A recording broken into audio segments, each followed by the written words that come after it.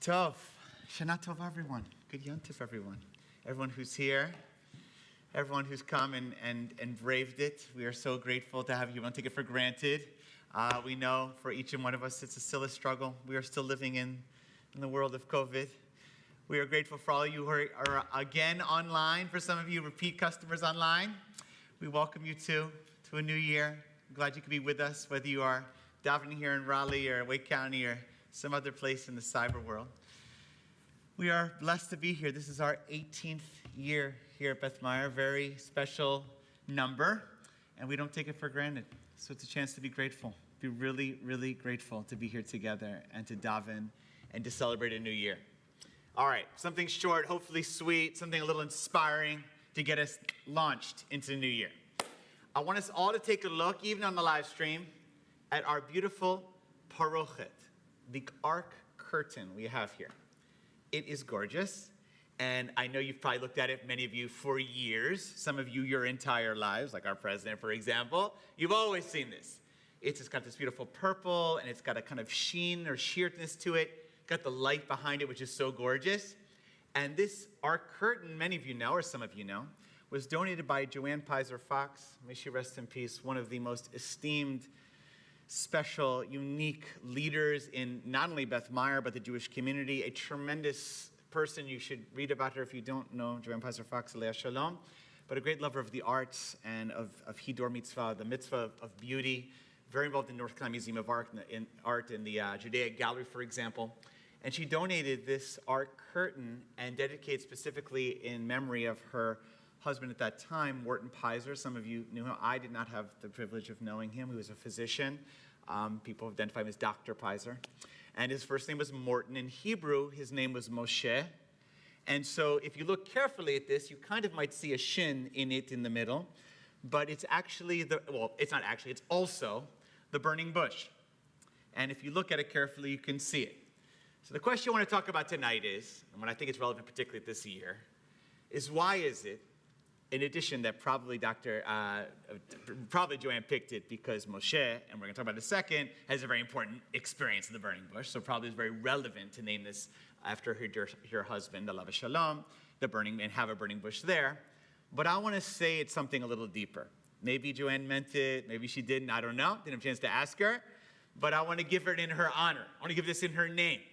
May this lift her soul a little bit. She used to always sit right back there in that corner. She had a very special seat, holding her hand back. I can remember it like it's right now. I can remember it. She's so special.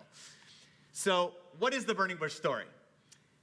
I mean, I think you guys are pretty familiar. If you need the Charlton Heston version or Prince of Egypt version, whatever, you know it. But just to make sure we're on the same page, Moshe is having early life crisis, okay?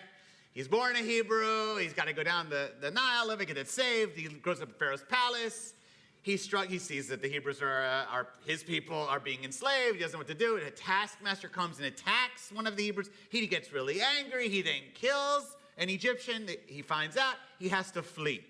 And he doesn't know who he is. He's like, am I Hebrew? Am I Egyptian? Am I part of Pharaoh's? Am I part of this, what later becomes the Jewish people? What am I? Who am I? And he's lost. He runs away. He runs away to Midian, this kind of desert area. I mean, it's kind of near the Sinai and stuff like that in the land of Israel. And he has this kind of moment of identity crisis. What am I going to do in my life? And while he's taking the sheep out, kind of doing his shepherd stuff, he's getting married at that point at Sipporah, he has a father-in-law, Yitro, he has this moment of revolution where this bush, in a famous line, says, the bush was on fire, but it was not consumed. It was burning, very strong, but didn't seem to go away anywhere. So Moshe goes up to it, famously. An angel kind of comes down and God says, take off your shoes. You're on holy ground. Moshe does it. And that's where God says to Moshe, I got a mission for you. You're going to go to Egypt. And he goes, no, I'm chopped liver. I can't do it. He says, no, you can do it. You can really do it. You're going to free the people. And God reveals God's self to Moshe.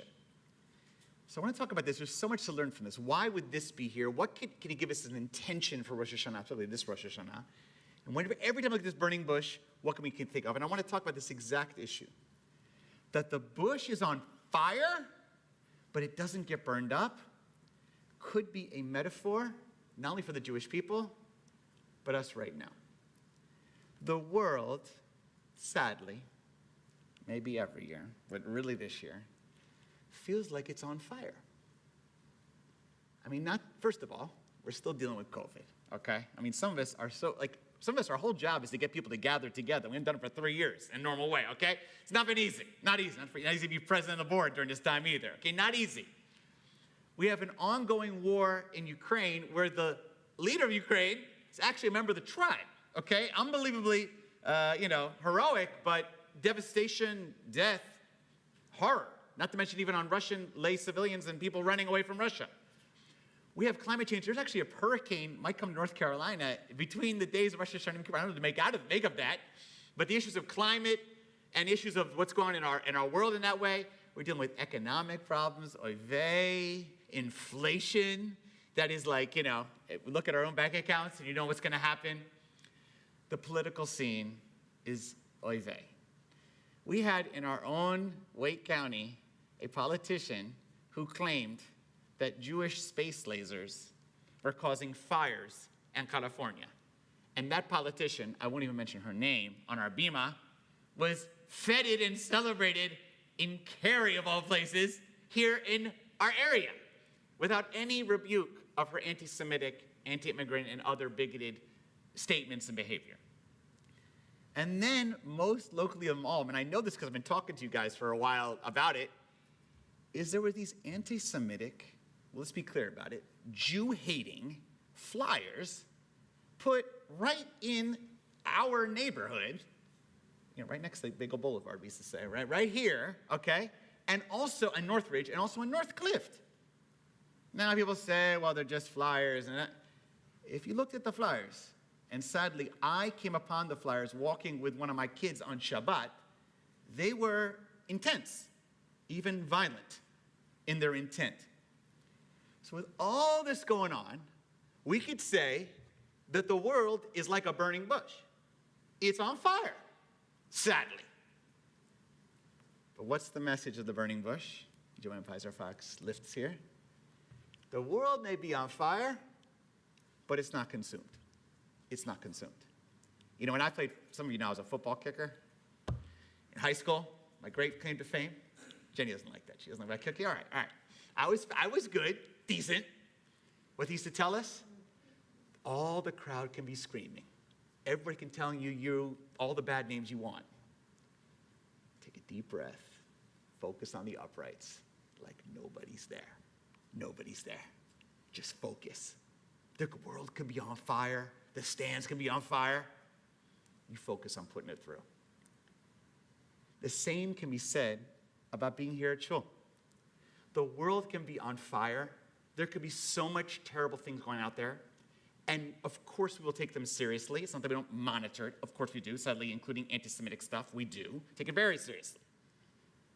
But on Rosh Hashanah Yom Kippur, what we Jews do is we let that stay out there. All that fire, we don't get consumed. And I learned that even more than my sports time as a field goal kicker, was when I was in Israel in rabbinical school, even before I knew Rabbi Jenny. I lived right near Ben Yehuda Street, and a lot of you know Ben Yehuda Street because it's like the most famous, touristy hangout area in Jerusalem. It's awesome. And one time during the summer, I had a balcony in my apartment that overlooked basically, it's called the Kikar Tzion, Zion Square, which is really the hangout place, of everyone hanging out. It's almost like the Times Square of Jerusalem. And tragically, one night, I was with a friend, my roommate, on the balcony, and all of a sudden we heard these pops. I thought, like an idiot American, that they're firecrackers. My roommate, Israeli, grabs me, throws me down. He's like, get the hell down, son, what are you doing? And suddenly, it was a terrorist attack. It was a terrorist, a Palestinian, going through a restaurant area right near Ben Yehuda Street called Yoel Solomon and started shooting. In the experience, tragically, he actually shot and killed a waiter at one of the restaurants who was Palestinian from East Jerusalem, which is even more tragic, or not more, but even more ironically tragic in the tragedy. And after it was over the next day, I remember being kind of, an American, traumatized. Oh my God, I heard and saw, what the heck? And my roommates turned to me and they said, you know what we're doing tomorrow night? I said, what? I'm going to probably go to a bomb shelter? He said, we're going to that road, to that street, and we're eating dinner in that restaurant, in those restaurants. specifically, sadly, where that waiter was killed. We're going to that restaurant. I said, you got to have a hole in your head. What are you talking about? We don't go there. I don't know. I said, no. Israelis know. The world can be on fire. We don't get consumed. And I'll never forget eating dinner in this restaurant where it had candles lit and had the glass had been smashed out because of bullets. So it was like an open air restaurant, not intended. And it was like a party in there. It was so full. They had a line of people. It was hours long. That's the Israeli message. That's the Jewish message. That's the burning bush message. The world can be on fire. In fact, it is on fire. But when we come here Rosh Hashanah, when we come here, whether it's virtually or in person, we do our job. We have done this for thousands of years. We've come to pray, to celebrate, to honor a new year, to eat apples and honey, to think about our repentance and how we're going to change, to pray. And I don't care about any flyers and crazy politicians ain't going to stop us from doing that. The greatest response to fire in the world, Jewishly, is just keep on going. So Joanne Pizer Fox, somewhere, may rest in peace and feel your soul lifted. We are so grateful for this beautiful art curtain which you've given to us. We look at it every Shani Yom Kippur, every Shabbat, every time we come in here.